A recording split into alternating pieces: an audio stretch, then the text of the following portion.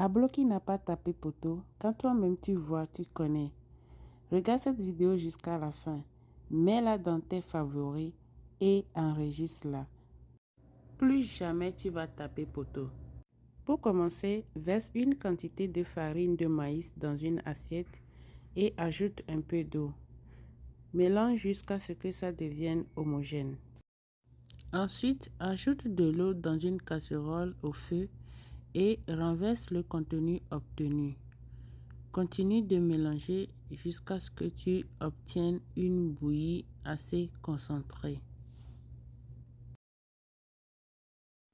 Renverse maintenant la bouillie obtenue dans un récipient.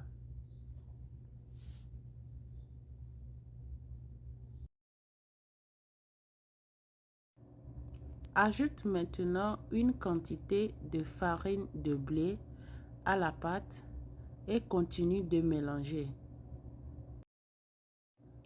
Ensuite, tu ajoutes le fécule de maïs qu'on appelle cornstarch.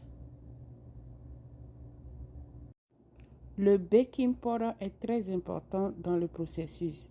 Ajoute une petite quantité. Ajoute du sucre et un peu de sel.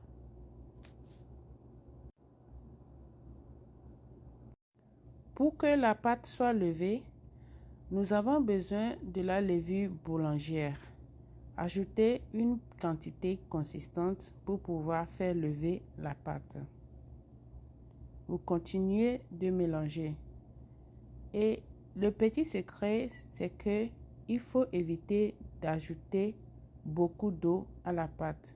Parce que après que la levure va agir sur la pâte, elle deviendra un peu liquide. Ensuite, tu vas fermer le contenu et laisser reposer pendant 2 heures de temps. Ces petits moules en silicone sont disponibles sur Amazon. Après 2 heures de temps, notre pâte est bien levée, comme vous pouvez le voir. Il y a des petites bulles de gaz à la surface de la pâte. Donc, il faudra bien taper la pâte jusqu'à ce que les bulles disparaissent.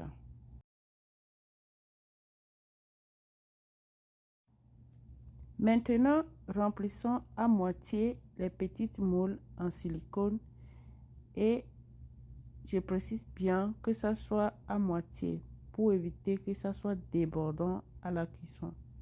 Et la cuisson s'est faite à la vapeur. Et voilà notre ablo qui est prêt et on vérifie avec une tige. Si ton ablo n'est pas bien gonflé et bien fondu comme ça, c'est que tu as raté. Ablo s'accompagne souvent avec différentes sauces. Mais moi, je préfère l'accompagner avec de la sauce tomate bien pimentée d'ailleurs. Maintenant que tu as compris le processus, enregistre la vidéo et ne tape plus jamais de poteau.